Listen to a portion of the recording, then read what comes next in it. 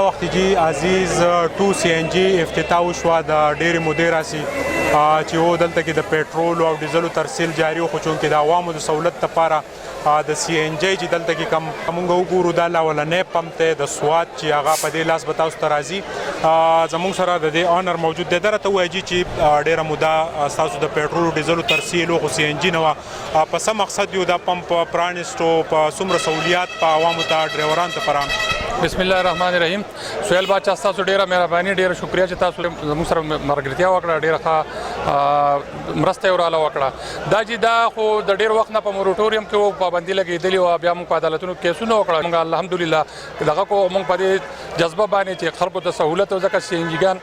آلریډي کم دي ډېر رش دی پې نو د دې د وجې چې دلته کې دا اولنی CNG شو انشاءالله نو رش په دې نورو خلکو هم کم شي او زموږ به د خدمت جذبې سره انشاءالله د دې وګورو د ملکنډ نه بعد په دې لاس باندې دا اولنی پمپ راځي د دې ځای پورې د CNG بالکل دا اولنی پمپ دی دغه طرف اخري پمپ دی نو انشاءالله چې سیاحانو دپاره به ډېر دغه سهولت او دغه موږ انشاءالله هغو ته به فیسیلیټي ورکوو دغه به ورکوو انشاءالله چې کوشش به کوو چې خلک موږ مطمئن وساتو خپل ګیټ سره د ریټ سره د هر څه سره انشاءالله دا به زموږ کوشش او زموږ مقصدي دا راته ووایه چې کوم ډرایوران حضرات دي یا چاته دا وخت معلومات نه و زموږ سکرین ګوري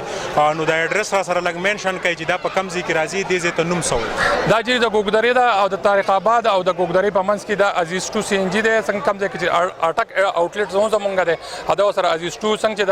د تندوډاک د طرفه راځي تندوډاک ختم شي ګوګدره شروع شي دا د ګوګدرې د موړ نه لاندې عزیز 2 CNG دی ته تاسو را سره جی او دوه ټکه وکړئ د دوی د کاوش ته د دې عزیز دلته کې د بله هم CNG دا 2 CNG چې کومه کولاو شوه دې ته په کم نظر ګورئ نو دا خو یو ډېر ښه اقدام دی او په دې سایډ باندې چې دا اوله CNG ده بل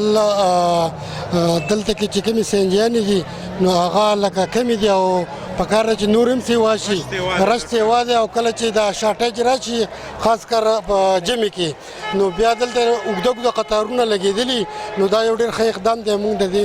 تاسو څه وایئ حاجي صاحب د عزیز 2 CNG افتتاح نن وشوه تاسو څه وایئ دا خو ډېر ښه اقدام وشو او زموږ امید دی چې انشاءالله دې نه به الله پاک ډېرو خلکو ته خیر ورسوي ځکه چې دا ډېر مخلص کسان دي او ایماندار کسان دي نو انشاءالله چې دا به ډېر ښه عملي درنګ جهان مننه د عزیز 2 CNG باقاعده افتتاح وشوه او کله چې تاسو د لنډاکي د سوات ګیټ وې ته داخلېږئ هم په دې لاس باندې به تاسو ته دا اولنی پمپ راځي چې د تندوډاک نه په لږه میله فاصله کې چې دا پمپ قایم شوی دی او زیاتر چې کوم ټورست راځي د هغوی دپاره هم یو بهترین سپاټس دی ورسره رسټورنټ هم دی ورسره پېټرول او ډیزل پمپ هم دی نو د عزیز 2 CNG د آنرز وینا ده چې موږ د عوامو د سهولیات او هغوی ته د ښه ګیس فراهم کېدو دپاره دا سټیشن چې دی دا کولاو کړی دی د کیمرامین حسین سره سهیل باچا تندوډاک سوات